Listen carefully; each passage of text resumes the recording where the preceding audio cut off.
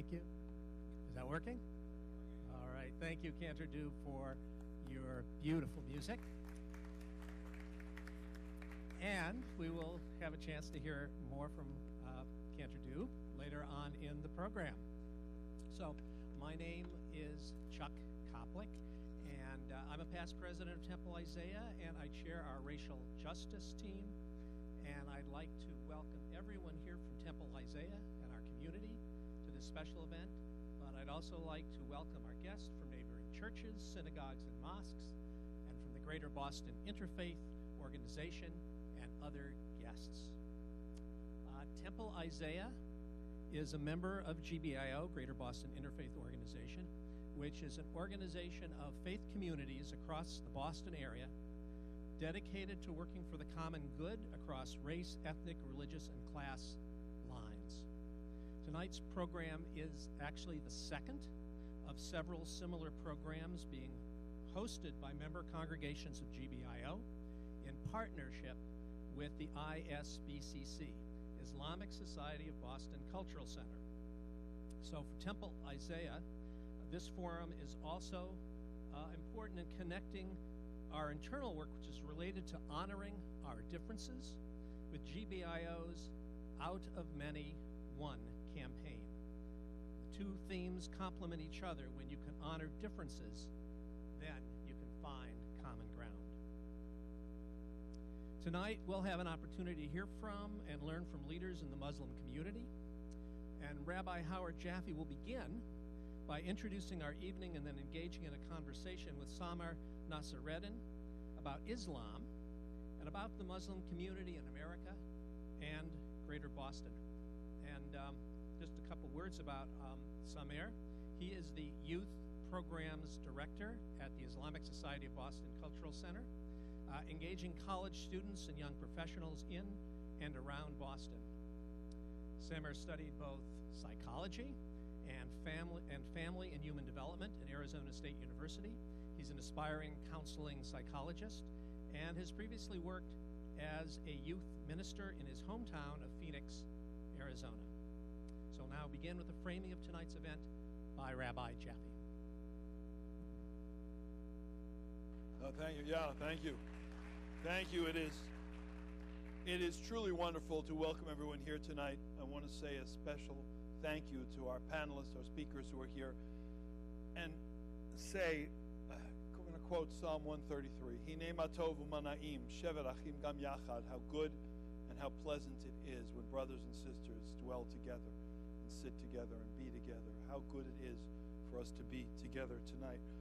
We're here with a specific purpose, but a somewhat open-ended one. The truth is, times in which we find ourselves, there is more divide than typical.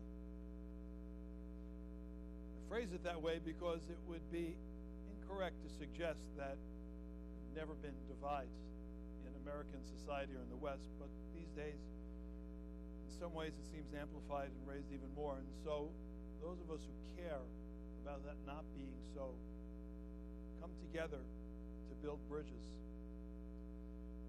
to find ways to connect with each other, begin to understand each other. Only then can we truly respect each other and really have relationship that will bring us further along in our common goal of being one community, and God willing, one day, one nation, truly so. And so our gathering tonight is all about the opportunity to start that conversation. And I, at this point, have a privilege of inviting Samar to come join me. And what we'd like to do is, for this part of our program, for he and I to spend about 30 minutes, and I'm going to get a high sign at 25 minutes, 28 minutes, 29 minutes, and 20 minutes, and 30 seconds. So I'll know when it's time to stop. And I promise you I shall. No comments from members of Temple Isaiah about that, please. But thought it would be an opportunity for us first to take just a few minutes as part of our conversation to get to know Samar personally. And thank you. Look, I'm the host. I should be pouring for you. To get to know Samar and his personal story. And for those of us who are really not all that aware of what Islam really is and what it means to be Muslim, both in a sense, in a cultural sense, but especially in a religious sense, to have a chance to talk about that a little bit. There'll be some opportunity for questions and comments from the floor a little later, but right now for this part, we have this opportunity. So Samar, welcome. Glad to be here. Thanks so much for having me. Is that loud enough? Okay. We'll even push it closer to you. That's great. It's really an honor to be here with you, Rabbi Jaffe. Thanks for inviting me. Truly a privilege. Thank you. Truly a privilege. What? Don, you can't hear me? That's unusual. Okay. How about now? Is that better? Oh, Samar, you couldn't. Okay, that makes more sense. This should be better. There we go. There we are. All right. So, Samar, could you just share a little about your background personally? Of course, most Muslims in the United States were born abroad and tried to come to this country to change us. Yes, that's exactly. That was my dad. Right, that was like your dad. Oh, not you. Not sorry, me, I missed not me. that. Okay, sorry. Could you tell us about obviously being facetious. Would you tell us a little about your personal story? Absolutely, sure. I was telling Rabbi Jaffe I'm not that interesting, but for some reason they invited me and had me. I'm born and raised in Arizona. I'm a Palestinian American. My dad is originally from Palestine. He immigrated here when he was 17. Didn't have any education, came here, and somehow he met my mom and was lucky enough, I don't know how he did it, but he managed to marry my mom. And she's originally from Minnesota. She's my grandparents are Dutch. They immigrated here when they were pregnant with my mom. So I was born and raised in Arizona, went to Islamic school, I was raised up in a mosque. I was kind of really entrenched in the community there, went to public high school, went on to college. I mentioned that I studied psychology, and I'm an aspiring counseling psychologist. I made a decision in college to disappoint my parents and not become a doctor, and to pursue counseling psychology so that we can really have more culturally competent counselors in our community that are familiar both with what the science says, as well as being having being culturally competent when it comes to Islam and Muslims. Eventually, that somehow led me to becoming, instead of pursuing my master's as was planned, I ended up becoming the youth director or the youth minister at the local mosque of mine, and that eventually led me to putting off my master's studies, and then eventually some drama ensued at the mosque that I was working at, that I was born and raised in, and I ended up here working now at ISBCC as youth programs director. So have wonderful limited set of experiences in Arizona, and now I'm expanding my horizons here in Boston. Are you finding that the Muslim community here is different in any meaningful ways than the Muslim community in the Phoenix area? It is bigger. That's number one. It's a very different place. Just Boston, Arizona. Arizona's a much more conservative, Republican-leaning hometown of mine, and of course Boston being the hub of a lot of universities, and just kind of I work with college students, so I get to see the capital of the liberal world. That for me is a very, very big difference. But as far as the Muslim community specifically, it's a much more united community here, has a lot more of I would say united leadership, which is very, very handy. And I think the Boston community is much more equipped to face some of the challenges that the Muslim communities are facing, that my hometown. I'm hoping one day to make it back there and bring a little bit of Boston flavor, and people like Nadim eventually you'll learn more about him. His influence will eventually reach Arizona, and we'll be better equipped to face some of the challenges. But it's a very unique situation. I'm lucky to be in Boston here. We're lucky to have you here in the Boston area. I was wondering if you found in Arizona, in what you describe as a more conservative culture, was it more of a challenge for you individually or for the Muslim community at large? Yeah, not in particular, not for me, because as you guys can all tell, I'm very white passing. I don't experience a lot of the difficulties that my family members, so my mom and my sisters, they both wear the headscarf, they both wear the hijab, the traditional headscarf and modest dress for women, and they choose to wear that, and so as a result, they have certainly been targets and victims of a lot of harassment and hate. Every family within the community, even here in Boston actually, will have experienced some sort of difficulties, challenges, but certainly in Arizona there's a lot of, so at our mosque we used to have this quote unquote pastor, Brother Dean, that would come and actually tear the Quran, bring pages of the Quran and tear it up and step on it and hurl, of course, insults and slurs at Muslims, and speak about our Prophet and speak about God in ways that really are not dignified. So we certainly faced that, but like I said, I was an interfaith minister, and I had the privilege of working with an amazing group of leaders and interfaith leaders that were so quick to stand with us and to be supportive allies. So there are more challenges, but that leads more opportunities to come together and to build bridges and to push back on that hate with love. So what inspired you to be the leader that you are in your community? That's an interesting question. I certainly wouldn't consider myself a leader. I would consider myself a community servant, first and foremost. So what inspires you to be a community servant? Absolutely, sure.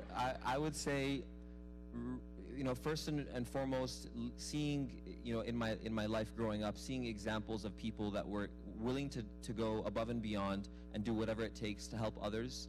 In particular, I had my mentor and my role model, or my greatest mentor and role model.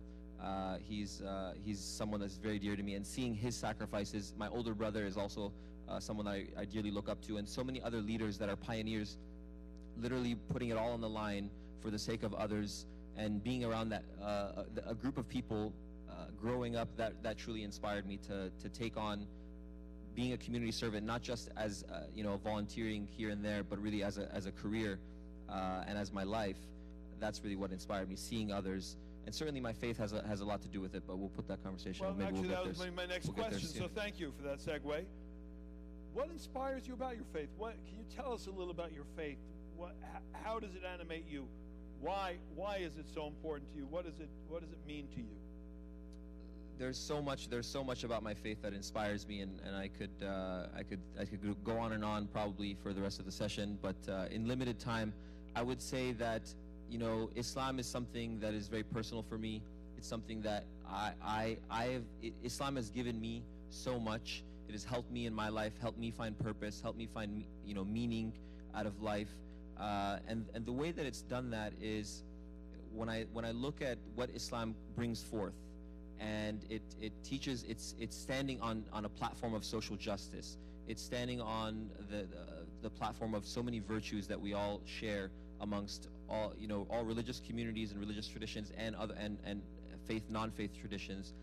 One tradition of the Prophet, peace and blessings be upon him, that I always resonates with me is that even a smile is charity. So even just looking at the face of someone and giving them a smile is a charity, let alone even putting a smile on someone else's face. Imagine if smiling in the face of someone else is a charity, then imagine putting a smile on someone. I put a smile on someone's face. So that's something that really inspires me. And of course, certainly worship and spirituality is a big part of that Islam teaches me, that I can have a direct connection with God, that I can build a relationship, I can have an intimate and deep and meaningful and profound connection with God through spirituality and through Islam, is something that is something I often take for granted, but something that I do try to be grateful and thankful for. So if we can continue that thread, I suspect there are many of us here who know a little bit about faith and practice in particular, what Muslim practice would look like, including things like dietary practice and worship practice and other disciplines. And I wonder if I could ask you to talk broadly, then we can drill down a little bit as we go along. Share with us a little bit. In practice, what does it mean to be a practicing, or if you prefer the term observant, or if it's a better term, Muslim? What does that mean for you? Understanding, I'm only asking you. Absolutely, good catch there. So I'm speaking for myself, and certainly everybody is going to have a different understanding of what faith means to them, and certainly a different level of devotion or practice, as you put it. So, in a nutshell, I would want to just start by painting the picture of what is Islam, and what is Islam and what are Muslims. So I would say, in short, that Islam is really all about submission to the one and only Almighty God, loving and willing submission to the one and only Almighty God, in pursuit of what? In pursuit of peace. In pursuit of peace with God, in pursuit of peace with humanity, our brothers and sisters in humanity, and then peace with ourselves, really finding that peace and contentment in our hearts. That's really what Islam is all about. Submission to the one and only Almighty God, but also loving and willing submission in pursuit of peace. Can I ask a quick question? Am I correct that the word Islam and the word salam are from a similar root, and the whole notion of submission and peace are very much connected then in that regard? Is that accurate? Absolutely. So Islam literally means submission to the one and only Almighty God, and the root word, so we all studied, when we know English words, they all have root words either in Latin or German or French and so on, and so the root words, of course, give us a little bit more depth and meaning to that word. And so the root word of Islam is salam, which is actually peace. So that's why I gave that definition of it's loving and willing submission to the Almighty God in pursuit of peace. So can you tell us a little bit about the ways that manifest in your life, in your personal practice and devotion? Yeah, so that's manifested in particular as far as daily worship for myself and for many other Muslims. It's all about it's not all about, but certainly two central ideas are first and foremost prayer. So we have 5 daily prayers. Many of you may have heard that, or know of, that Muslims pray 5 times a day. And secondly is our holy scripture, the Quran. And so first and foremost, prayer is all about immersing ourselves in the remembrance of God, really just finding a connection, finding that peace and contentment in His remembrance, glorifying God, praising God. That's what prayer is all about. And then number 2 is the scripture. And we were talking earlier, and I mentioned that the way that I approach the Quran is that it's a love letter. It's a love letter from not only someone that's dear to me, but the most dear to me, and that is God Himself. And so the same way that you have a love letter from a friend of yours or a companion that you hold so dear in your heart, then if they wrote you a love letter, then you would cherish it, and that you would go to it in your times of difficulty. You would go and find solace in that letter, and that you would find guidance in that letter. If that dear friend of yours was offering you an advice, you'd really take heed of that advice. And that ultimately the Quran is that love letter from God sent to each and every one, all of humanity, that came as a love letter. And so we go to that love letter in all times of need and in times of prosperity.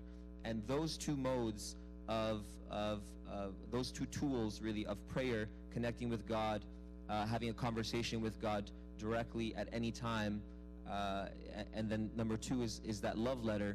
Those two are the primary means of my own spirituality and how I connect with God. So just to unwrap that a little bit, when you talk about being able to pray to God directly, therefore you don't need an intermediary. An imam is not an intermediary on your behalf.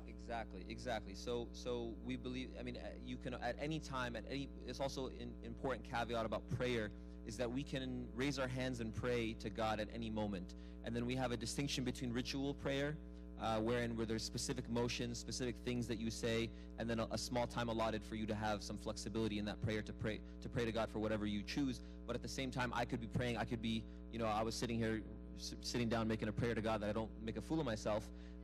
Familiar with that dynamic. Thank you. Yes. So there's on this very spot specifically, but yeah, go ahead. We're on the same page, okay. And so there's that prayer that you can raise your hands at any moment and just have a conversation with God, and that God hears and sees.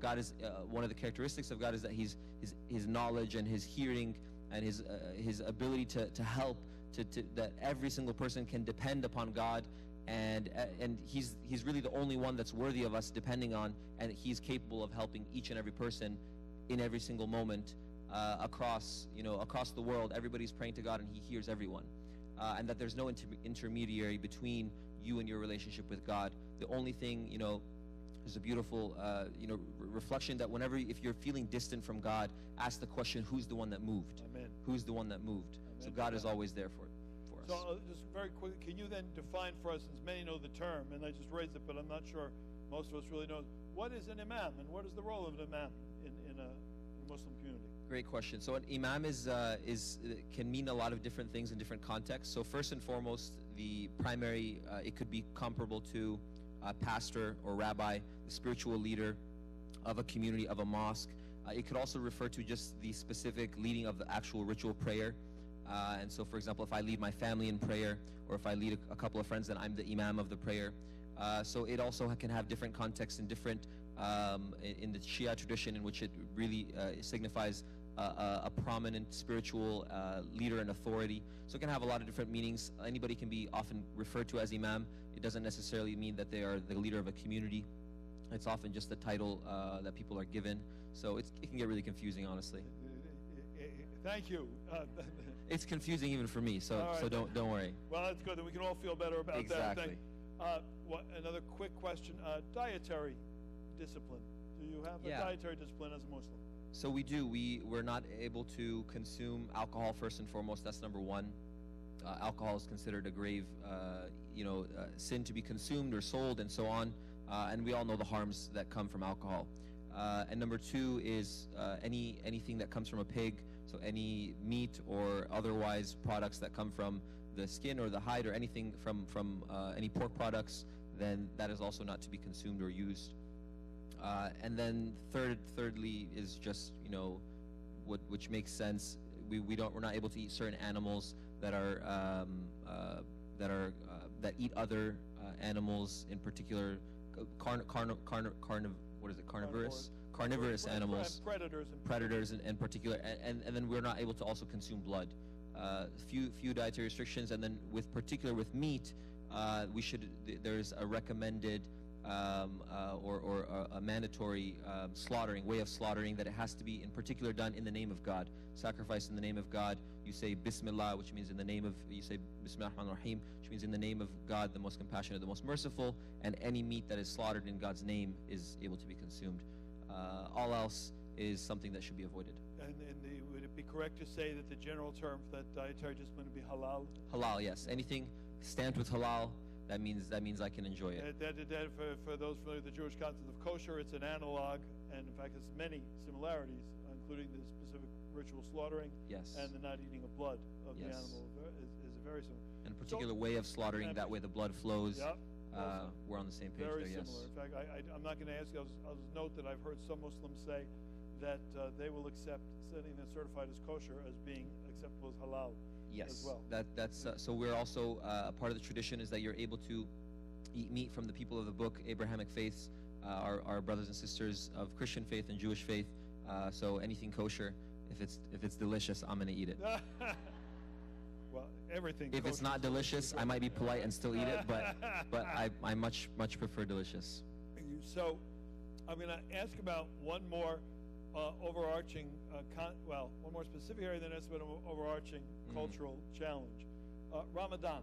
Yes. Which this year fell at about the most, shall we say, infortuitous time it could for any Muslim, certainly in the northern hemisphere. Southern hemisphere, it was a short day of fasting. Northern hemisphere, end of June to roughly late June to late July, approximately this year. It shifts through the calendar by 11 days or so every year. Yep. Right, because the Muslim calendar is a lunar calendar, and so it follows the lunar cycle, which is 354 days in a year. So he knows that. We just continue talking about it. He knows everything. The similarities with the Jewish calendar make it yes. easy. But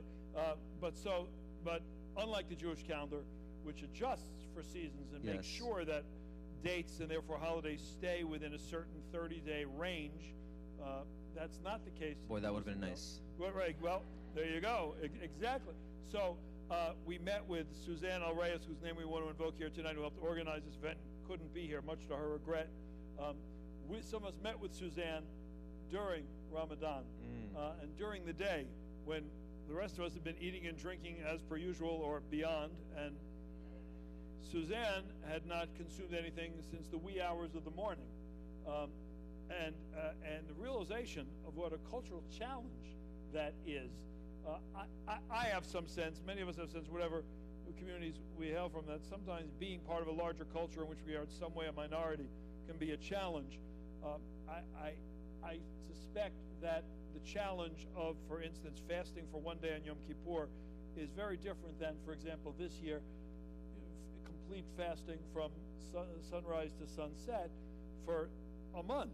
And I'm wondering if you could comment specifically on Ramadan, and then with that I'm going to ask you to talk a little bit about the challenge of what it means to be Muslim and therefore experiencing a countercultural life, living a life that's somewhat countercultural to American society, and what challenges that brings for you.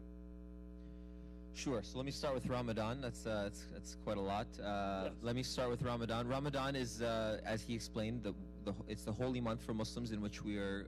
It's a time in which we fast from all the way from dawn, before sunrise, up down till sunset. We don't consume any water or any food at all, and we abstain from intimate relations with our spouses. And the purpose of Ramadan, the question people have is, what does God get out of us starving ourselves and limiting ourselves? Why does God have a desire for us to do this? And the answer would be that number one is that when you detach yourself out from your normal routine, we're all conditioned. We wake up, we have breakfast, and we have a certain normal routine, or maybe we skip breakfast as we shouldn't do, and we eat lunch. We have a routine, and when we're forced to break out of that routine, we develop a level of mindfulness, of consciousness, In particular, when we're fasting, we know that we're fasting for God. So it gives us a higher level of consciousness or mindfulness about God. Whenever I have this water in front of me, I can drink now. But when I'm fasting, I'm not able to because God is seeing me. And so I'm forced to break out of my normal routine. And this is what He says, that fasting was prescribed upon Muslims the same way that it was prescribed on those before you, namely Jews and Christians, in order so that you can attain God consciousness. You can become conscious of God as you're going through. And then it really becomes, after Ramadan, after those 30 days, you have a cup of water and you realize you can drink it, and God is at the forefront of your mind. And it's not just about food and water, but it goes beyond that. You know, this is a physical manifestation in that if we don't consume water or food, we're going to die. And it's really teaching us that if you can do without food and water, which are absolute essentials of life, then you can definitely do without, lying and stealing and cheating and all these things that we're not, supposed to do. Certainly it goes beyond just the lying, stealing, and cheating. Like Xbox, for example. Whenever I was in college and high school, I played a lot of Xbox. Okay, I watched a lot of Netflix and played a lot of Xbox. Those are the two things. And actually, came one Ramadan, my mom she told me, this Ramadan, why don't you just cut back on the Xbox? And so I begrudgingly agreed, and I committed myself to that 30 days without Xbox, and it was really liberating because I never would have thought that I could have gone without Xbox, the same way that we all think we can't go without food or water. But it teaches you how much the capacity and willpower we have as human beings. We have a lot. We can do a lot more if we set our minds on something. In general, we can accomplish a lot more than we might think with God's help. And so that's what fasting in the month of Ramadan is about. It's also a beautiful communal experience in which there's coming together. The food is great. You have 16 hours of fasting, but then you end up with a feast wherein most people actually gain weight. If anything, if they're going to lose or gain weight in Ramadan, they actually gain weight as a result of all the beautiful communal feasts. And that's certainly not what it's about, but sometimes we get carried away, the smell and so on. So that's what Ramadan is all about. And I lost the second question. So the other one, really, I'll frame it with a little more to it also. You also mentioned praying 5 times a day. Yeah. You work for the Islamic Society of Boston Cultural Center. Fortunate enough to. You are fortunate, very fortunate. They're fortunate to have you. Which I suspect, therefore, there is a lot of expectation, not just understanding that you will be observant of not only Ramadan, but of all of Islamic practice in general. But not every Muslim is fortunate enough to work for a Muslim organization or even an employer who is otherwise that understanding. Is it your sense that there are Muslims who have a particular challenge? If they want to pray 5 times a day, that they might have difficulty in their workplace, and some find that they have to compromise on that, or some who find that the dietary restrictions become a challenge, or Ramadan certainly a challenge in other work arenas. Can you comment on that at all? Yeah, I like you said, I don't have the experience. I'm fortunate enough to work, so it would be better suited that someone else answer in particular about these challenges. But I do know that the challenges exist for much of the community. Beyond Ramadan, we also have our Friday communal prayers that is something that we have to go and find work accommodations, let our employers know that we have to go to this specific prayer. We don't have our in the Jewish tradition, the Sabbath is on Saturday. In America here, that's the weekend. It can be much more challenging for a Muslim to have to get off work on Friday at this specific time. Certainly with fasting, in particular, if you're not used to coffee, how many people are addicted to coffee, and they are not going to be able to do without their coffee in the mornings. So if you can imagine, fortunately I don't drink coffee or tea, so I don't have to deal with this. But there are people that they can't function without coffee or whatever their usual habits are in the morning, and so they have to adjust. And ultimately, it's something that every person is going to have a different experience with it. It does create a challenge, and that's where a part of the principle is that through the challenge you turn to God for that help. That at the end of the day, I mentioned what is Islam? It's submission. I said loving and willing submission. So it is submission. You might have, this is hard, this is difficult, but this is something that we're doing for God. And through doing that, we often find liberation. So it might seem difficult, but that's something that I personally find inspiring, is that Islam liberates me through that submission. It sounds counterintuitive that through submission you're finding liberation, but that's the way I feel. That Islam is what liberates me from materialism, liberates me from individualism, liberates me from capitalism, and so on. The list goes on. All the isms of the world, Islam is what liberates me from that by submitting to God, who's worthy of submission. By my definition, individualism, I would say, is really a commitment to the self. Materialism is a commitment to material. Through attaching yourself to God, you really find liberation from all other things. And it's that God is worthy of our submitting to. So this material clothes, I might become obsessed with material, but it's not. It's just clothes at the end of the day. It's not worthy of my submitting myself to.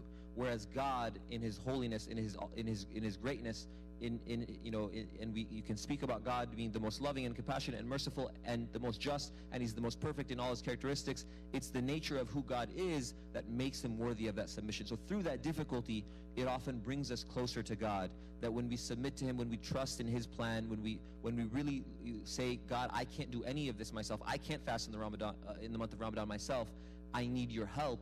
It forces us, it pushes us closer to God. And through that, a lot of times we find liberation through what seemingly might be difficult. So I'm going to continue on with the cultural question for just a moment. Can you explain to us a little bit about the idea of the hijab, or for those who wear it, the burqa, and what those traditions are about, and why women who would do so would choose to wear them?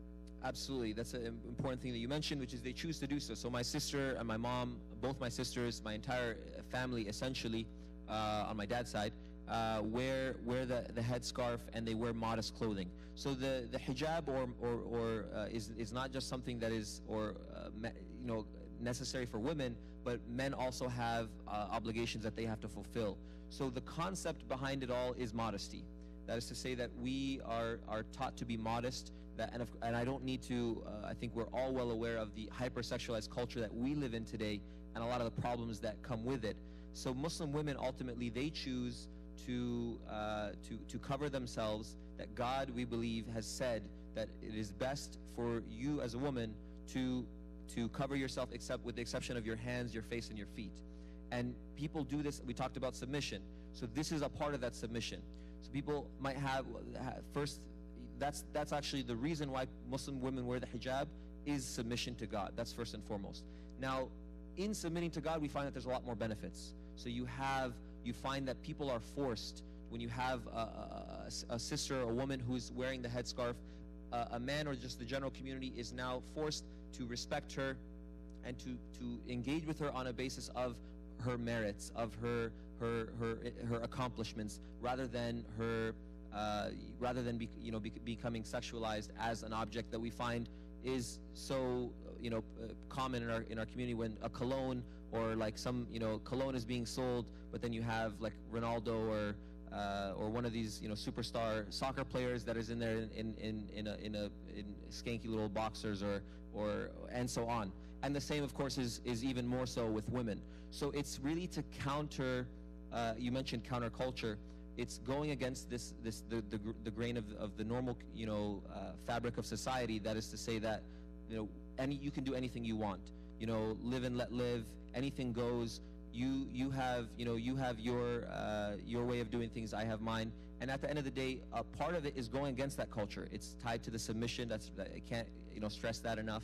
And through that modesty, you find liberation. Once again, that liberation from the gaze of the opposite gender. That would be a not so a sexualized gaze. Liberation from so many other ills of society. And you can go on and talk about how pornography is, I work with youth. Pornography is the greatest ill that our youth are facing today, in my opinion.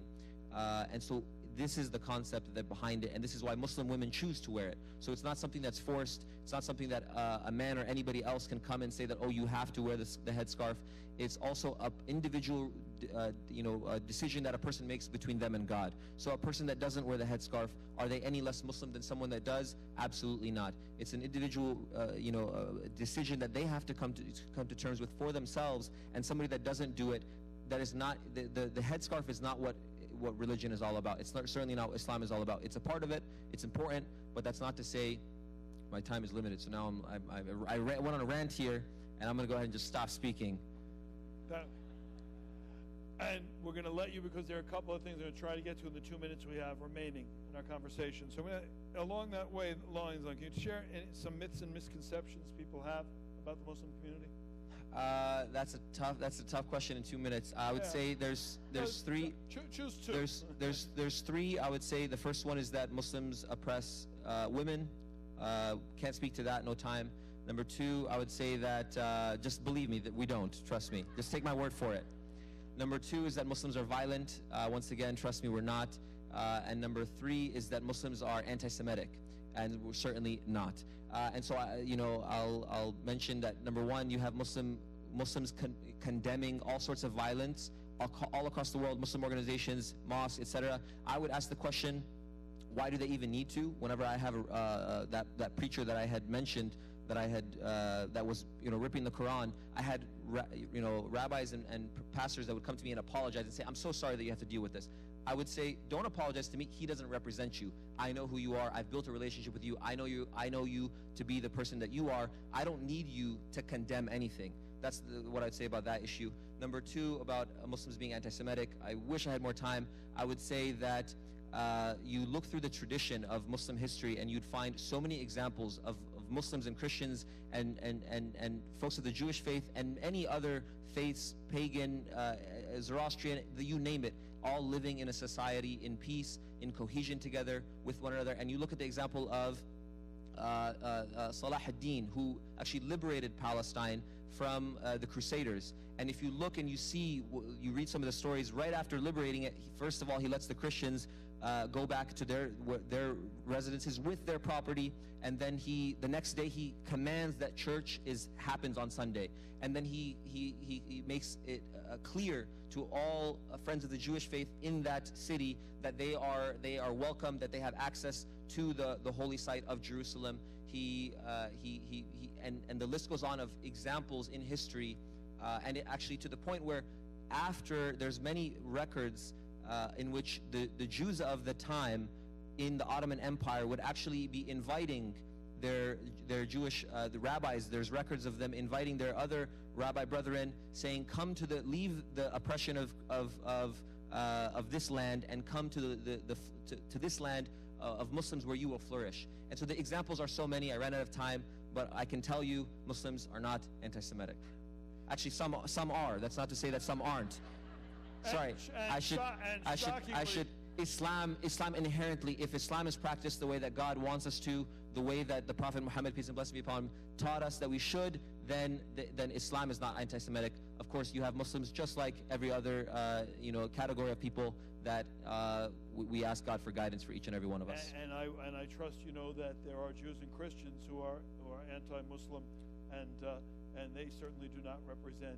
Yes, and I have no expectation, like I said, no expectation of you or anybody else to apologize on their behalf, because they represent nobody but themselves. Well said. Unfortunately, we are out of time for this segment. You and I suspect you'd like to go on for much longer, but Samer, thank you for your... Thank you so much, and thank you for the community. Your candor and openness, deeply appreciated.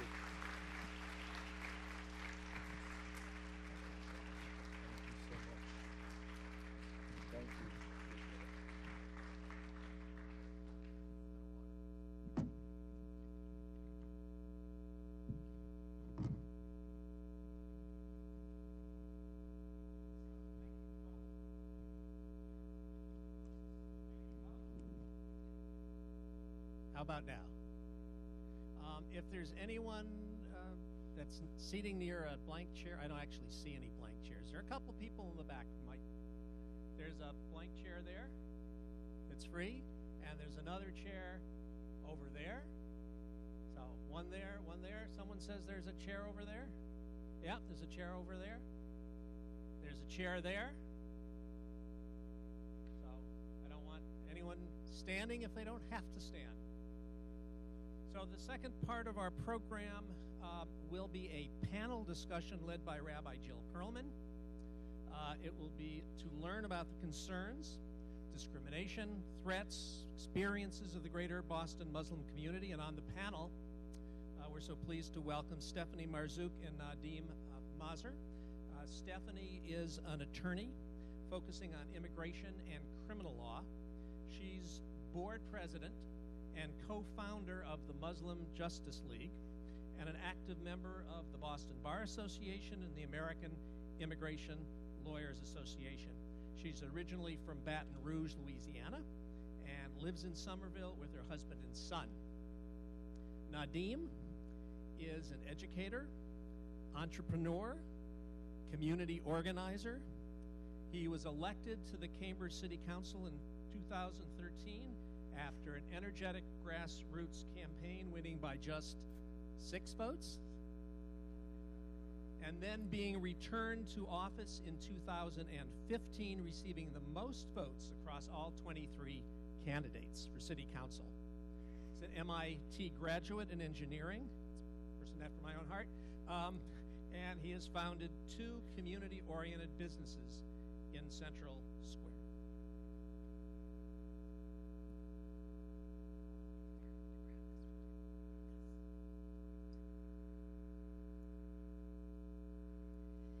So welcome again to Stephanie and Nadim for joining us tonight. It's so wonderful to have you here at Temple Isaiah.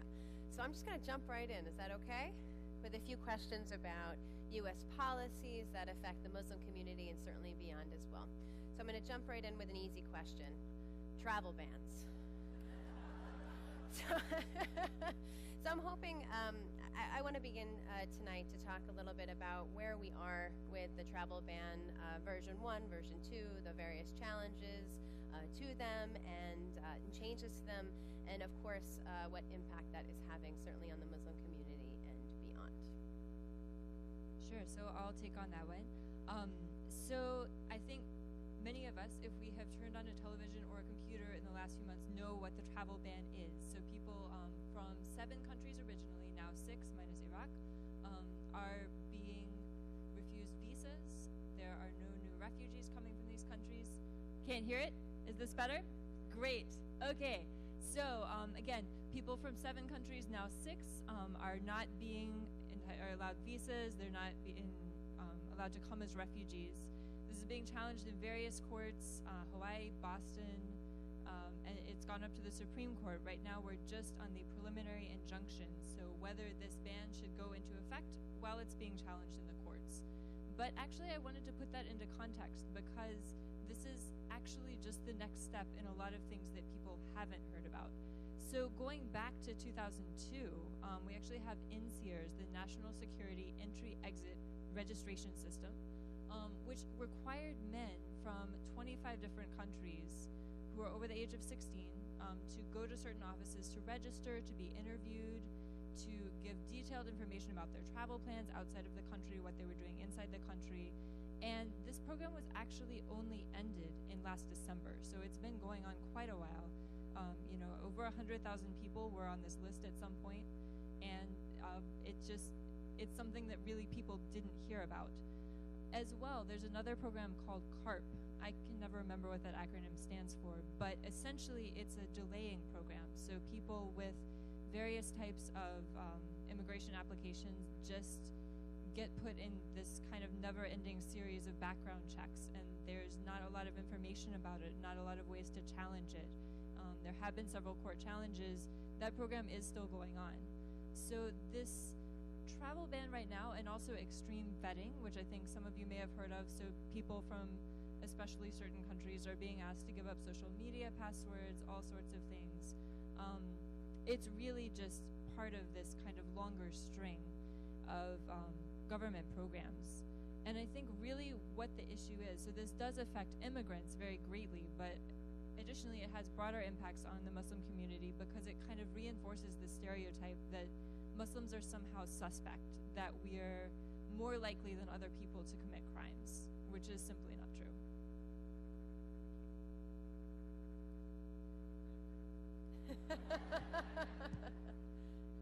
So thank you, especially for bringing us back in time and understanding the broader context of potentially where some of this is coming from. I want to talk a little bit now about CVE, transition just a little bit, to our country's countering violence extremism policy. And I assume there are many folks in this room that might not know what that is, or might not know it by that particular term. So can we just lay out what that is, what that looks like, and how it impacts the community, especially I know here in Boston? So countering violent extremism is another government program that on its face sounds great, because who actually likes violent extremism? Not me. So it was a federal law enforcement program. Boston is a pilot city, along with Minneapolis and Los Angeles. I think this whole program kind of really got rolling in 2014, where the pilot program started. And the whole idea behind it is that federal law enforcement kind of involves people in the community, so healthcare workers, school teachers, school guidance counselors, community service people, to kind of poke around and pick up intelligence on Muslims that could be useful to the government. So again, facially, this is a neutral program. It's all types of violent extremism. But when you look at where the dollars are going, they're going to primarily Muslim organizations. So the Somali community is a big target, because Somali youth are deemed to be at risk of violent extremism. And unfortunately, it's based on some really discredited research. So the kind of triggers that people are looking for is if somebody suddenly becomes more devout in their religious practice, a man grows a longer beard, or a woman starts covering her hair. These are the kind of things that, your school guidance counselor is supposed to be looking out for and saying, this person, I think they might be at risk. And there's really no connection between the level of religious practice that a Muslim or anyone else has and their likelihood to commit a violent crime. I think that's been completely discredited. It's really hard to predict who will commit a violent crime, but I think in terms of kind of larger scale, mass shooting, bombing, sort of things like that, the only reliable link is somebody with a history of domestic violence. Has nothing to do with religion. So this government program has been very controversial. It's still kind of going on. It still has the same name. It's being kind of transformed into different things in different cities, but it is still a very active program. I would say I would underline a couple of those points. Yes, sir. I would underline a couple of important things that Stephanie said, just to remind us. One of the things I see on social media that I appreciate is this is not normal. This is not normal. Repeat after me. This is not normal. It's not normal to pick a program location because there are a lot of Somali kids there. And if it is normal, then maybe we should ask, like, what are the after-school programs like? Or, what are we going to do to engage people in, bicultural and bilingual studies the way that MIT did with me? And I felt supported, and I felt, I didn't even feel like we had to ask the question, are Muslims assimilating or integrating? It was obvious that people were engaging because there was so much value in sharing. And there was so much value also in the pride that we have for being different. One of the questions that Samar was asked, I forget which one, but I remember thinking to myself, when I grew up, my dad said, we're proud to be different. But of course, we were also proud to uphold the Constitution, and proud to be patriots, and proud to go to the 4th of July, and proud to do all of these things. It is bizarre for a government, partially in Washington, D.C., and partially sprinkled across a lot of kind of unfortunately polarized state houses across the country. It is strange to be projecting values out of ignorance from those places to say, well, we have the recipe for success for a community we've never visited, don't understand, and don't deal with much in Boston or Minneapolis or some other place. So I just want to underline that is not normal, and that no one has ever predicted that projecting a solution that has failed in the UK onto communities in the United States should now suddenly work. No one has ever predicted that looking for the identifiers of religiosity in kids as young as 3, 4, and 5 in the UK and bringing that over to the United States and asking, is this kid going to be religious? Is this kid therefore going to be a terrorist? No one has in their right mind thought, let's put money behind that again this year.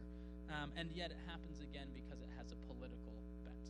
It has a messaging directive, and it certainly has a polarizing aspect. I want to say that, as Stephanie said for the last question, that this is part of a long line of oversteps by government that have gone more or less responded to from our communities, whether those communities are on the right or on the left. And when we need to remember back to warrantless wiretapping under Bush, we kind of said, well, it's fine. And then Congress passed some kind of immunity for telecoms, and we were like, okay, well, I guess you can break the law and the Constitution now, and then you can get immunity. That's fine. And then at a certain point when I was in college, informants from the NYPD were embedded in our community. In Boston, I went to college at MIT. Informants from the NYPD were embedded in our community, and they would ask, what's going on? We'd say, oh, yeah, we got this and that event. They say, no, what's really going on? Of course, 0% of Muslims are doing violence in the greater Boston area. I would argue that 0% of Muslims are doing violence in America at large. As Samer said, it's not that no one's doing violence. It's that we are doing violence at the same proportion as other groups across the country, and mental illness or other types of abuse are going to be more highly correlated to unpredictable and volatile outcomes. It is unusual to grow up as a patriot in this country and to find informants looking for information in a community that is doing nothing wrong. And it is very unusual for that problem to get worse as you grow up, and it is very, very unusual for everyone to do nothing about it. So when we talk about countering violent extremism, I also want to talk about the movement that folks have to foment, or at least research on the right and on the left, in order to kind of reclaim our American values. Sure.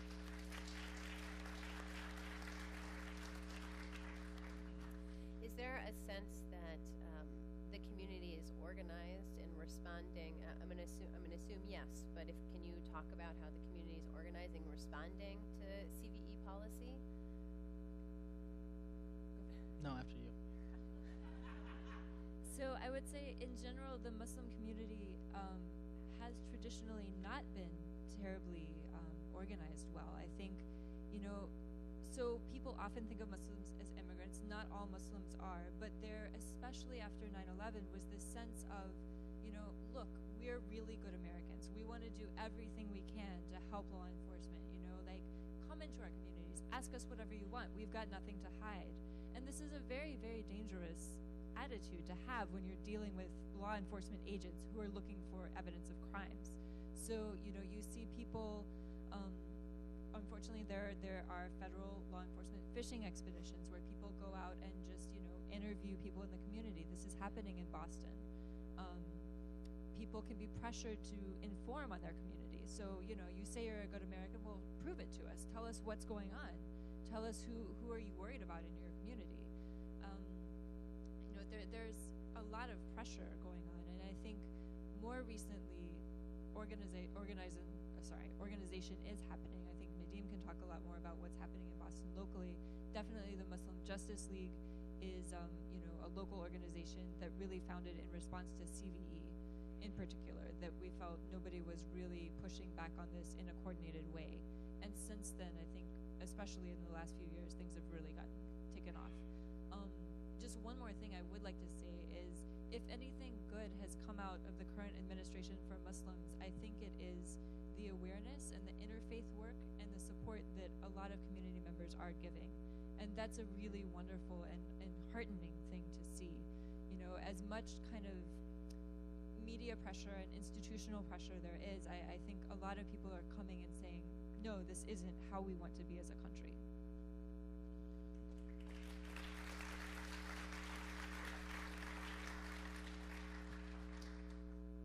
I certainly agree with everything Stephanie said. From the perspective of looking at some of the things that largely immigrant families and largely immigrant men are facing at the doorstep, it's not right. It's not a right use of taxpayer dollars to send someone on a fishing expedition when the investigator knows that they're not going to find anything, but they have to drum something up so that they can get something going, so that they can report something even though they know it's not going to go anywhere. That's not how proper investigators work. It's not right to kind of breach the boundaries of the Constitution and constitutional protections to to ask for someone's personal information in this way, and it's certainly not right to pressure someone into giving you their social media access so that you can then go snoop on their friends and as Stephanie said, take things out of context in order to keep the investigation going. I don't know why certain people in society feel like this is going to lead them somewhere where in the past it has not. It's not worked and will not work when the best practices in the industry don't allow and don't support that approach. But I also, as I said before, don't understand why taxpayers are putting up with it, especially on the right. People who are in favor of small government should not be standing by these values. There was one other thing I wanted to say about this, but I've forgotten. Perhaps we'll come back to it. Okay.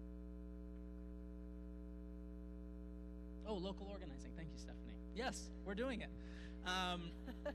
Local organizing for a long time, maybe up until like this year, Muslims said, listen, I'm not doing anything wrong. The people who are talking about this the loudest seem to have it very wrong. I can't tell if they're just misinformed, if they're intentionally malicious. I'd better not show up on that radio show. I'm going to get crucified. I would much rather just hang back, and as we all know, anyone who's run any kind of organization or anyone who's seen any number of past presidents operate, you just wait for the problem to go away and it will go away. But it doesn't really go away. It doesn't really go away, especially if you're Muslim, especially if everyone of a certain political ideology seems to have a PhD in why you must be violent. We know why you're really violent. And we've heard all the talking points over and over again, for 17 years. It is difficult to countervail that by just slinking away into the shadows. And so now we have a program at JETPAC, Justice, Education, Technology, Policy Advocacy Center, a 501c3 that's a mouthful to say. We are training people to become to be community organizers, and we believe that strong and authentic community organizers will actually make the best and most effective elected officials. This is Muslims, this is other minorities underrepresented in elected office, this is women who are underrepresented in elected office, and we have seen some victories even in the face of terrible bigotry. And these people are our future spokespeople. They're not operating for Muslims. They're not operating, and we're not supporting them because we just want to support random Muslims.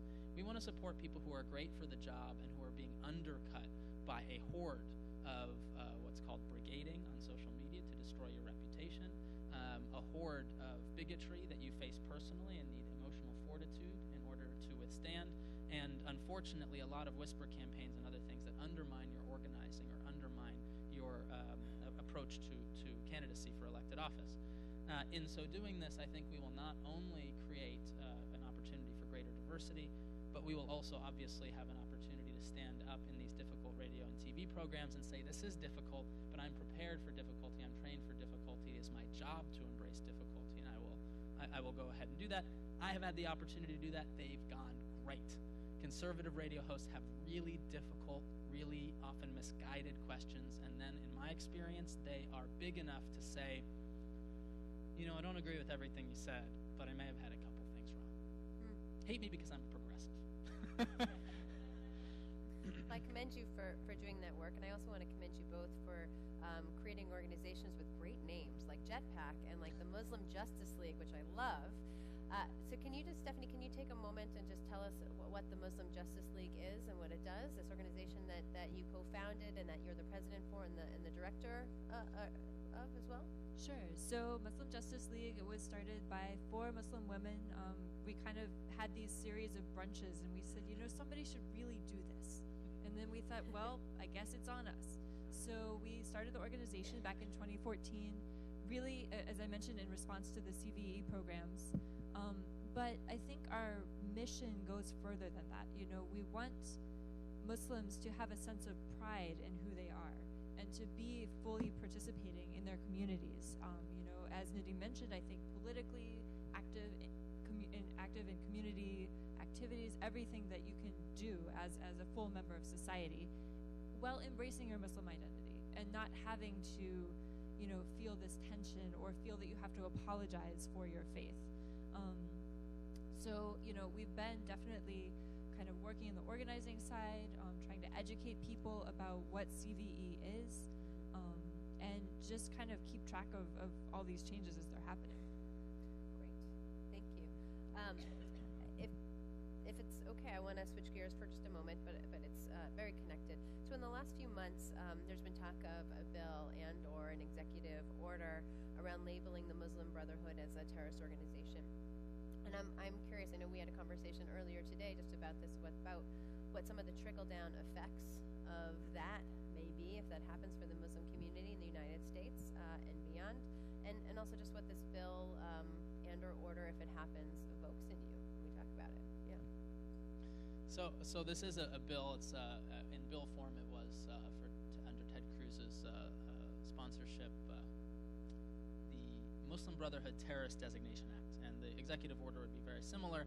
And I just, as a brief aside, my dad is Egyptian. I'm the son of an immigrant, and I told my dad, like, Ted Cruz is going to do this Muslim Brotherhood Terrorist Designation Act. Dad was like, great, hate those guys. Right? Because, I mean, the Muslim Brotherhood doesn't really exist in this country. In fact, it doesn't exist at all in this country, but it exists as a political organization in Egypt, and it's got people on both sides of it. And, you know, it's a religious organization, but as is the case in many countries, it's like it's a political organization trying to use religion to leverage numbers. And it's different in Morocco than it is in Egypt, and a lot of the folks in the State Department even doing work say, like, well, it's not we're not working with those folks, we're just like working with the ones who are holding things together in some of these countries where we need to hold things together for American interests. So it's a very complex landscape of stuff when you talk about Muslim Brotherhood overseas, but Muslim Brotherhood in America doesn't exist. There's no political Islam. There's no one running for Congress or city council because they want to implement Sharia law, whatever that means to voters. It's not happening. It's not happening anywhere. And when someone goes to plot, basically, a bill like this, it is for press outreach reasons. It is to engage the base. It is to further those talking points. And it is to make any Muslim organization that you want to call Muslim Brotherhood radioactive. So then you say, oh, what's Muslim Brotherhood? Maybe ISNA, the largest Muslim organization, the one where we convene in Chicago every year and have 20,000 people come and we buy pistachios from one another and have lectures on social justice. Maybe that's Muslim Brotherhood. And they say that. They say for sure ISNA's that. Maybe it's CARE. I went to an ACT rally and they said, we're not anti-Muslim, we're anti-Sharia, but we know you're a terrorist because you're on the board of CARE Massachusetts. And I said, wow, you've done a lot of research that is not available to me. Please tell me all about this organization I'm on the board of. And these people are sure, right, that somewhere in our 990 disclosures we're going to be supporting Hamas or Muslim Brotherhood or any of the other terms that you might just conveniently throw at someone you don't like. Well, it turns out these organizations do civil liberties work and have very careful financials and disclose all of their purchases and payments and sources of income. It turns out that the Muslim Students Association at your school isn't Muslim Brotherhood. And it turns out that CARE isn't Muslim Brotherhood. It turns out that Jetpack and Muslim Justice League aren't Muslim Brotherhood. But if you got this bill through the door, and if you got any of these organizations successfully designated Muslim Brotherhood for any reason, fluke or otherwise, you would immediately have, there's not a whole lot of Muslims, there's 4 million of us, and we've got maybe 1,000, 2,000 leaders all known to one another who are working together to lift our organizations up for social justice. It would not be that difficult to tie a line to every other organization. And this is the goal. How can you simultaneously freeze the assets of 4 million people's nonprofits, mosques, social service organizations like Iman in Chicago, AIDS activism organizations all over the country? We have a pretty diverse set of groups and pretty important focus on grassroots work in service of others going on, and it is in jeopardy simply because someone's political talking point for the next midterm election or the election after that is subject to their movement on this issue. So there's kind of another insidious part of this, which is if So if the Muslim Brotherhood is designated, and then all of these connections are alleged with all these nonprofit organizations, then the government gets to go investigate all of those organizations. And one thing that would probably come out is their donor lists, because you're looking at, is support going to a terrorist organization? That's a material support, it's a federal crime. So, when people talk about a Muslim registry, the government probably can't have all the Muslims go line up at the post office and sign a card saying we're Muslim. That's pretty impractical and facially unconstitutional, right? So getting the donor lists or the membership lists of all of these organizations is a pretty good proxy. And I think that's one thing that Muslims are very concerned about, besides having all of these organizations paralyzed, their funds really cut off. So all the people who said that you would join a Muslim registry, I would say to you, go out and donate to any Muslim organization, ISPCC, CARE, JETPAC, Muslim Justice League. Come on, donate to us. It can be as little as $1, and then you're on the registry. So.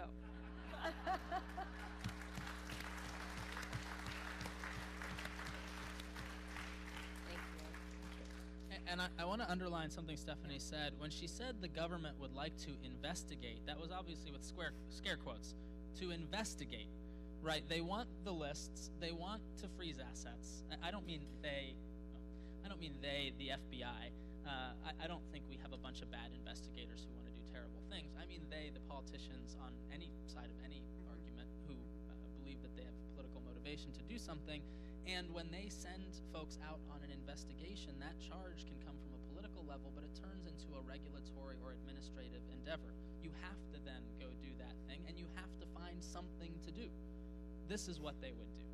And that doesn't mean that there's some suspicion that they would divulge anything else. These organizations operate completely above board, and we do have, thank God, Muslim and non-Muslim donors who, as you know, donors do, hold us to high account for the efficiency and the both the sources and the destinations with which we apply our money. Thank you. And actually, I want to ask you a question, Nadim, a personal one, if I may, which is what I want to ask you about your own experience as an elected official who also happens to be a Muslim. My understanding is that you were the first Muslim to elected office here in Massachusetts. No, that's not true. Unclear. Yeah, maybe. Maybe. Okay. No one's told me I wasn't, but okay. Maybe I'm not. Most senior Muslim elected official. Okay, most senior, highest profile. I'm an old man. Whatever it may be, can you talk about just your experience being you as an elected official in an environment where we don't see a lot of Muslim elected officials? Sure. The exciting news for you and for me is that being a Muslim elected official is a lot like being an elected official. Yes. And maybe the less exciting news is that means I have to deal with an affordable housing crisis that's not going to go away for Greater Boston. It's going to get worse. I have to deal with, even though it's not on my level of government, the specter of an ascendant China and my worry about America's economic and military supremacy over the next couple of decades, which we should all really start worrying about. I have to worry about educational equity, which is really in not great shape in a city like Cambridge, where we spend 3 times the national average per student. But really what your parents have in their pocketbook is what's going to affect your economic opportunity in life. That's true in all of our cities. And it's like, wow, are we going to start investing in the things that actually create thriving, resilient communities? I hope we all run for office or do whatever it is that we need to do to bring attention to those issues. But the penalty I pay and the penalty any Muslim pays for sticking their head up in social justice, organizing, and in many cases even service, the people who just straight up start shelters get this type of targeting, is if you stick your head up, you get the Muslim tax.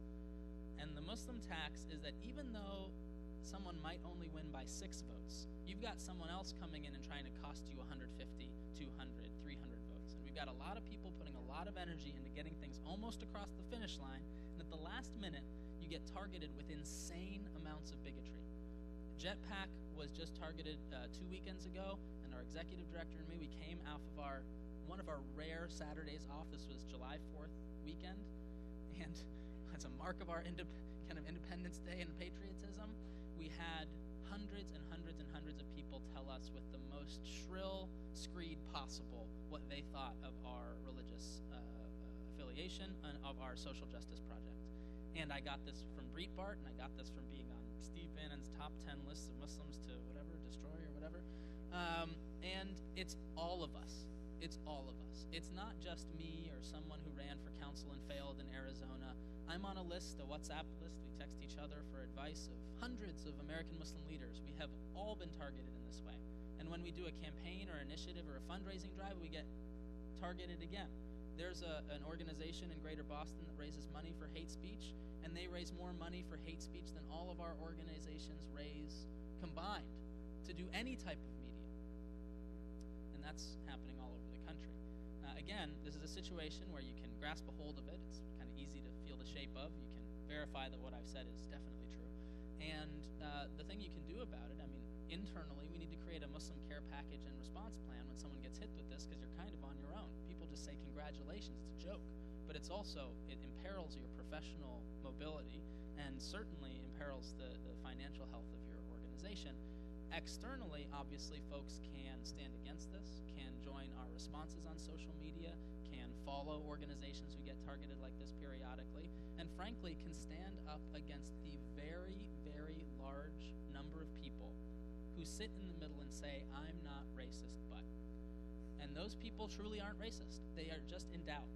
They are in doubt, and it is so easy now to read just one article or hear just one thing and think, maybe this is dangerous. And for those people, hundreds of millions of people in doubt, we can actually reach out and say, it sounds a little too scapegoaty to be true. And I think they'll just say, you know what, I trust you, and I think you're right. Thank you, thank you. So you're leading us into our final questions together, which is really what can we be doing? Those of us, many of us in the room, want to stand in solidarity with the Muslim community against discrimination.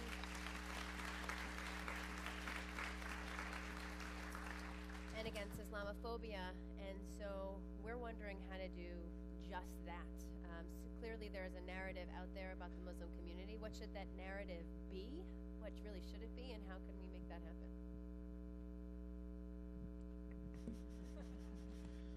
Okay. First of all, you can, of course, adopt a Muslim or a Muslim organization and get to know someone who's, in the leadership position and getting attacked, or you can find someone in the rank and file and say it's really great for us to establish bonds in our communities. We get all kinds of outreach at the Prospect Street Mosque, and we don't even have the infrastructure to take all the great ideas. Sometimes you're going to have to kind of pour the cup over full with your good intentions and keep coming and help us out until we have the infrastructure to take all that goodwill. I hope that you have a local mosque or a local group that you want to support. Of course, we have a number of Muslim students associations with students who would love to come for a meal or a gathering at an institution like this, and who are in many ways isolated in their young lives. The most consequential things you can do from the perspective, you hear this when there's a fire or when there's a disaster abroad, don't send clothes, send money. And I'm not afraid to say it anymore. I've been afraid for a long time. My project this year is I have to raise $1 million. We have a nonprofit where we train folks. I'm going to start a PAC where we train folks. I believe that I can't talk about politics in here probably, but suffice to say, the color of this state isn't entirely blue, and it could have been if more Muslims voted. That's a project we all share. Could have been if more black families voted. Could have been if more Haitians voted. And we are so close to there, but can I raise $1 million this year nationwide? That's a Muslim and a non-Muslim project. And I am afraid that the answer is, if I just stuck to Muslim communities, that the answer is I couldn't do it. We don't have that capacity right now in the Muslim community, even though there's 4 million of us. So I'm going to be on that track, and I'm going to be looking for collaborators. I'm sure the same is true of CARE and of Muslim Justice League.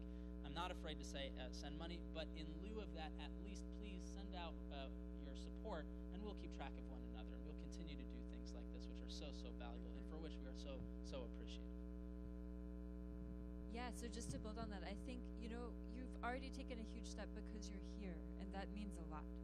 So I think all of these institutional things are very important. Support your organizations, argue to your elected officials to end some of these policies.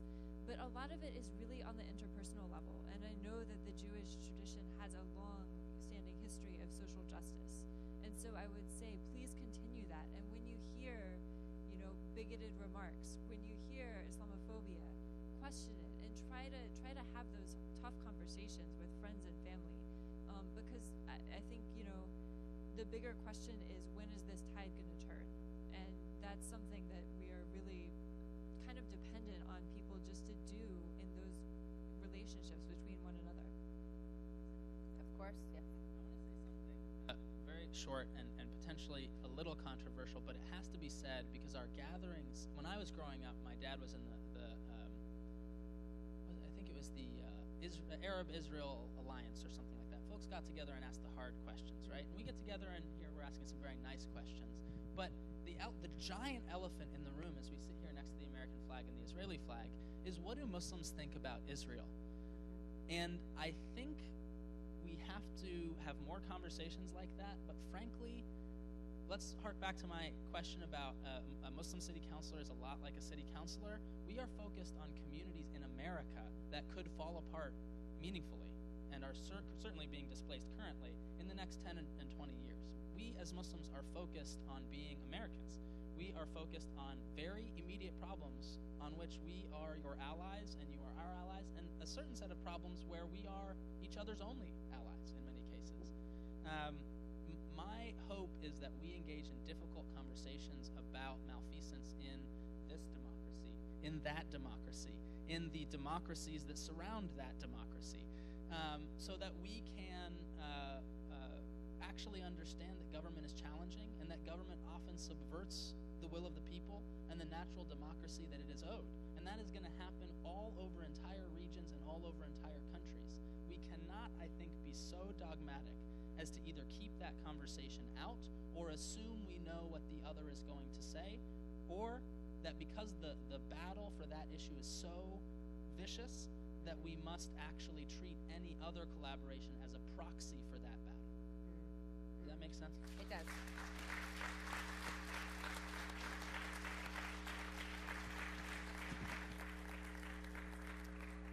And so may this be the first of many conversations where we dig deeper and deeper and deeper together. A huge thank you to Nadim. A huge thank you to Stephanie once more.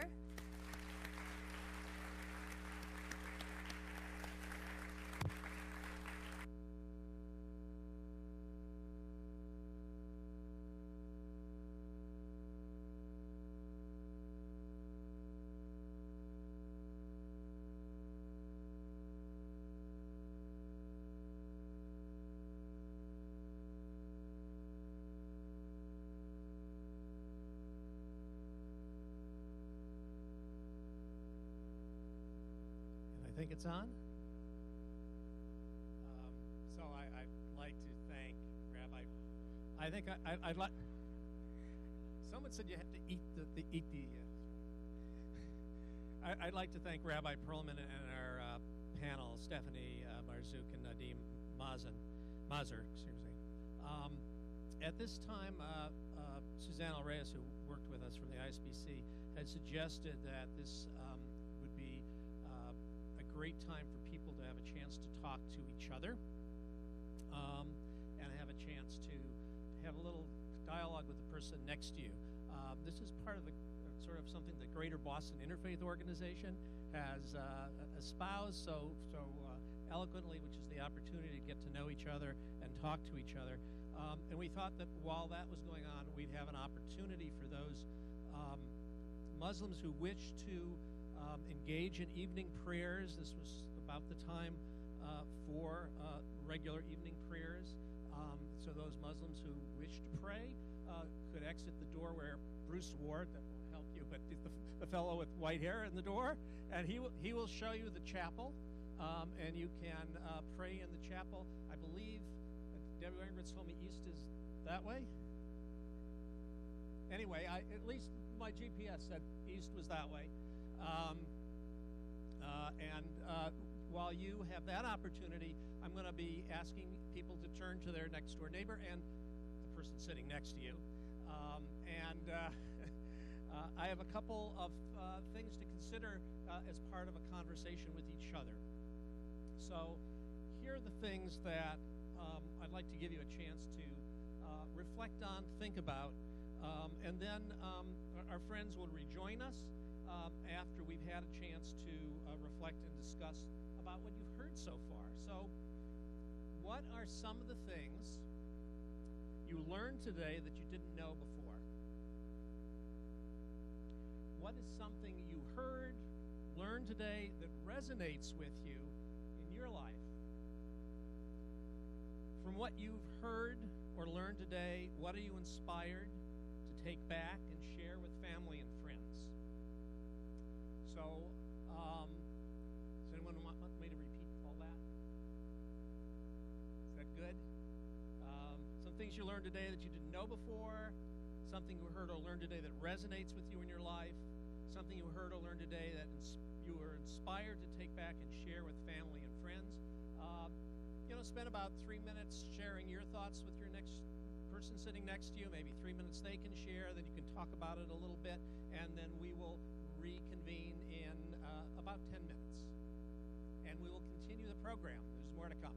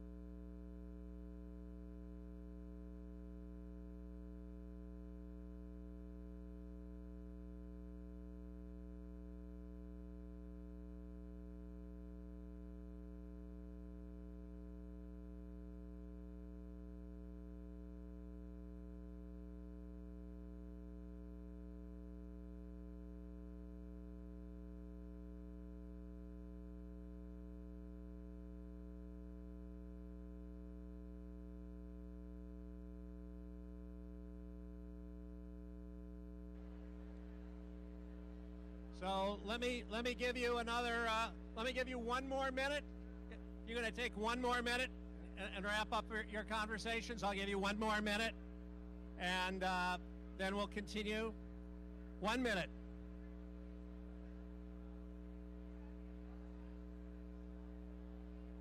Yes.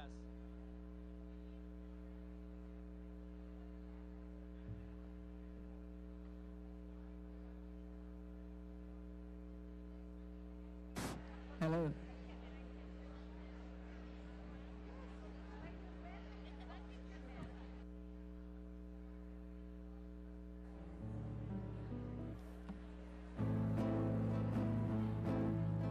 Yay, die, die, die, die, die.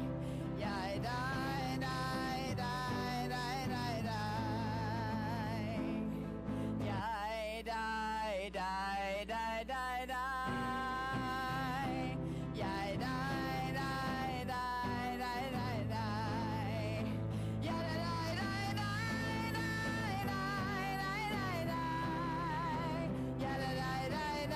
die, die, die, die. Yay, die, die,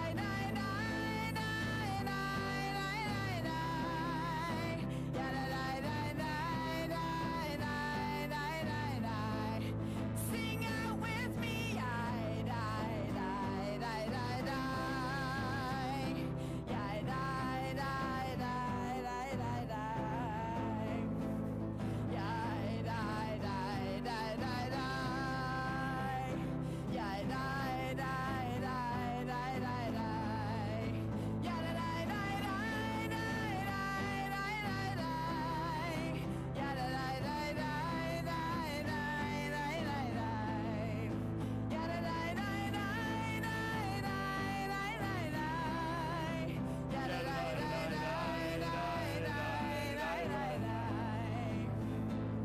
Yeah, die, die, die, die, die. Yeah, die, die, die, die, die, die. Yeah, die, die, die, die, die. Yeah, die, die, die, die, die, die.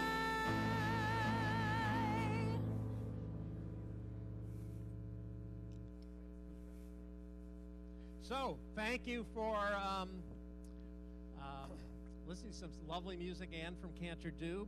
I think this is a conversation that, had I not come out here, would be going on for quite a long time. A very energetic conversation, and we'll just have a chance now to hear back from maybe a few of you about anything that really stood out or struck you in the conversation, or reflection that you'd like to share with the larger group. It's not a question and answer time, but just something that you heard or talked about that you'd like to share with the larger group. And I'll call on a few raised hands, and we have a mic available so that you can be heard.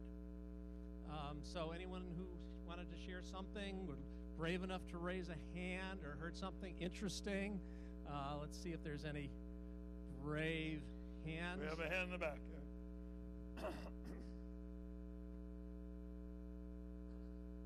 And again, talking to the mic this way. Marhaba, Salamu Alaikum, Isma Evelyn Ophir. I just wanted to say that I'm really struck as a Jew, and our experience is the other, and so not that long ago that we were really in our own really horrific time, that it's very painful for me to see that people are being marginalized and for their religion, and that people don't really know. So much of it is out of ignorance, and very painful for me. Yeah. And to hear that people are experiencing that every day, day in and day out, in a country that's so-called the land of freedom, it's very, very painful. Even though my best friend, who is from Saudi Arabia, at Jewish Vocational Service, and giving her program in ADP, saying, and this is the First Amendment, this is a land of religion, And this is why, by the people, for the people, and of the people, a land of freedom. But, Thank you. I really want to see it that way, so. Thank you. Thank you. Anyone else?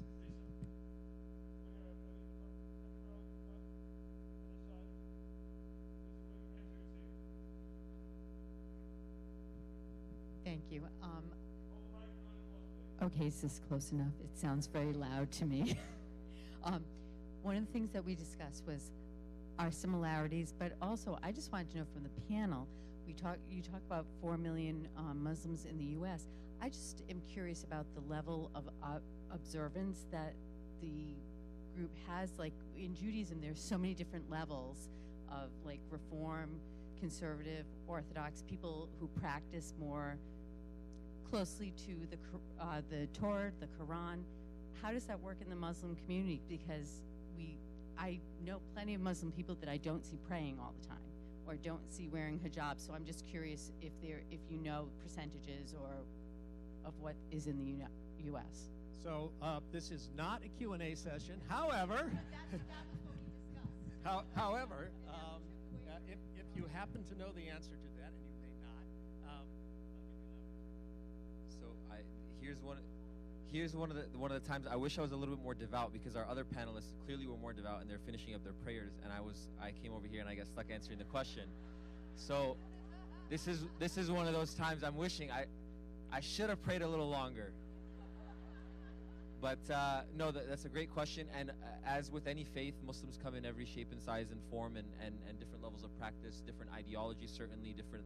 There's different kind of as far as creed and as far as actual faith understanding. There's different levels, and there's different levels of practice as well. Here, the other panelists come and save me. But so out of that 4 million, there's you can't say that there's no cutoff that this percentage of people are practicing, therefore these people are not practicing. There's different spectrums of level of practice. So for one person, they're going to be a monk, and for them the minimum standard, their baseline is to be like in the mosque 24/7 and servicing God, and they don't like to engage with people because people are then I end up getting angry, and their zone is in the mosque, praying to God, doing an individual worship for them. For another person, it's someone that's a social justice activist, that they're out in the communities, they're out servicing their neighbors, they're out there working to support marginalized communities. For another person, faith might mean just teaching kids how to they're tutoring kids in math and science, and that's faith for them. So there's not we don't know percentages, at least I don't know of percentages certainly of people. As far as the people that come to the community and are the community spaces, meaning mosques, it's probably somewhere as low as 5% up to 15%. And mosques are not the only Muslim spaces that exist. There's other organizations that offer other spaces. There's other organizations that people are part of. They don't identify as part of a congregation, as a part of a mosque congregation, but that doesn't mean that they're not practicing. That doesn't mean that they're not any less or more Muslim than anybody else. So it's hard to judge, but there's certainly different levels of practice across the board, and practice in and of itself means a lot of different things to a lot of different Muslims. Well, that's a terrific answer. I'm not sure if we have any more time. Maybe one last question. Question. Sharing.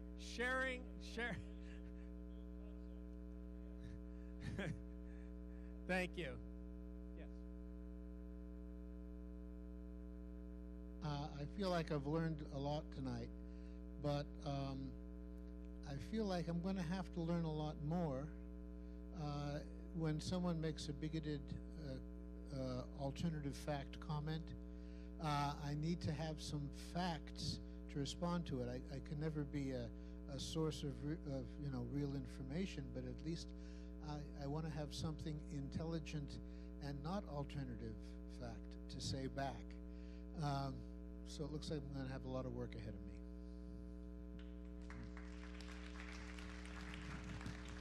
So hopefully to help with that a little bit. Hopefully to help you all with a little bit of that. On your seats, as you came in, were 2 sheets with background information that the Muslim Justice League prepared. So if you were listening to Stephanie and hearing about the Muslim Justice League, they certainly have a website that's worth looking at, and there are 2 sheets that provide some background information. But what I really want to bring your attention to is an action card, because we wouldn't have a GBIO Temple Isaiah event without an action card.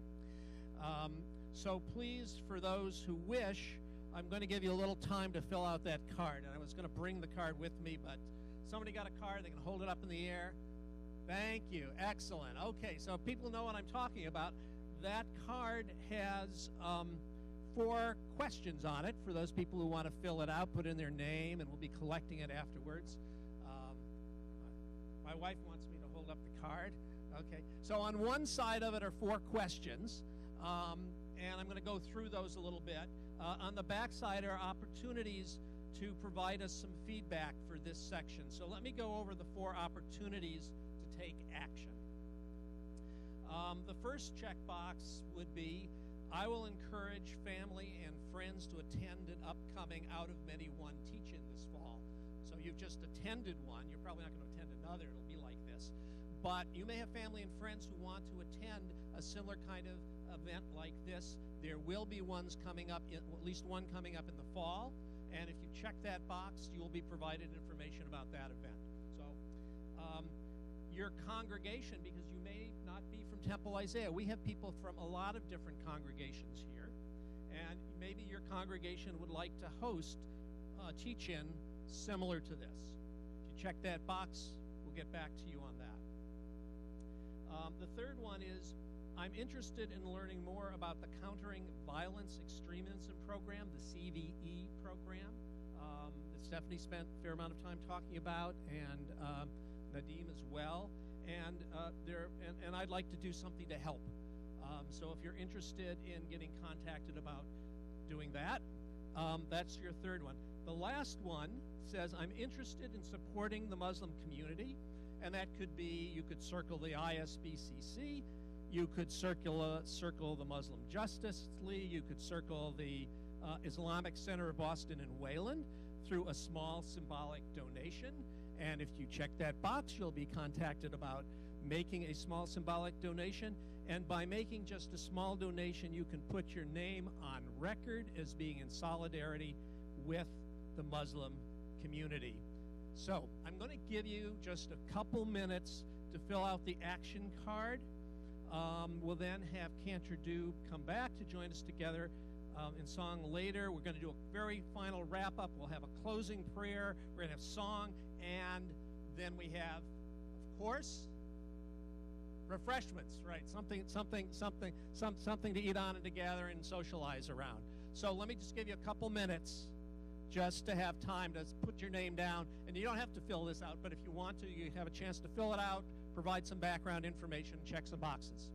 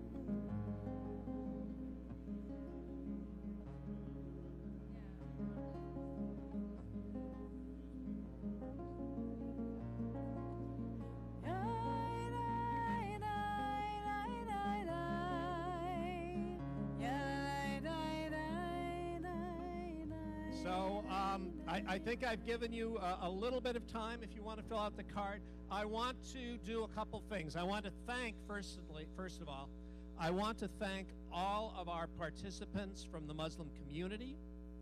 I want to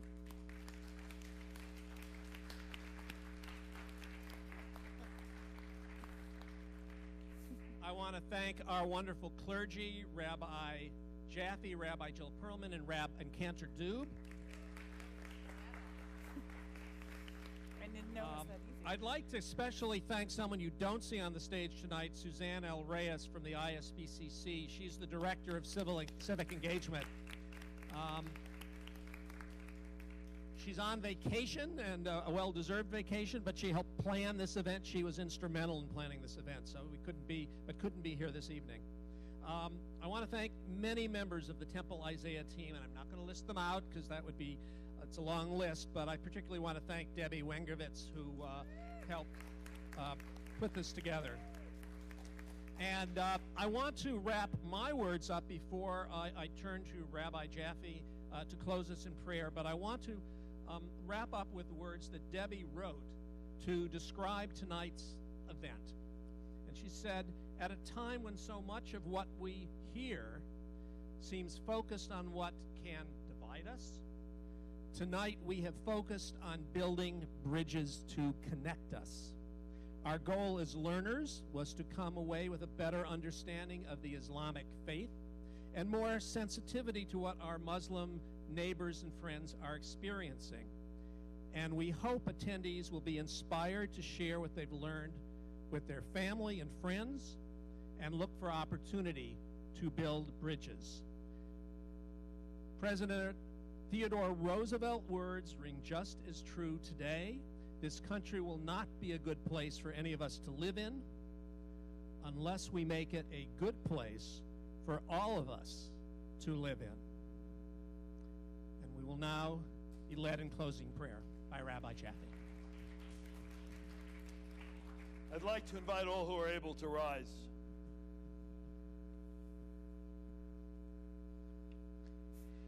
Eternal One, we know you by many different names.